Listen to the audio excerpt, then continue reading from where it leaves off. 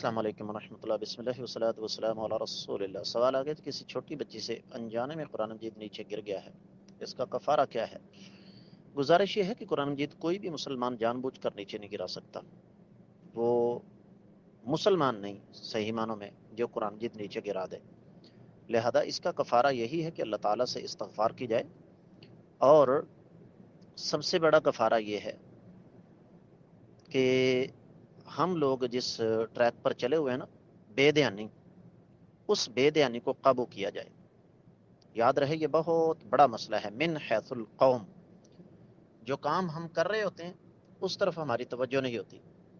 قرآن مجید ہاتھ سے گرا ہے بے دھیانی میں، تو بچہ چھوٹا ہو یا بڑا ہو یا بزرگ ہو یا جوان ہو، کوئی بھی ہو، ہم سب کا یہ فرض ہے کہ اس حوالے سے اس بات کو سمجھیں اور مکمل توجہ کریں۔ امید ہے کہ انشاءاللہ آپ کو سمجھ آ گئی ہوگی۔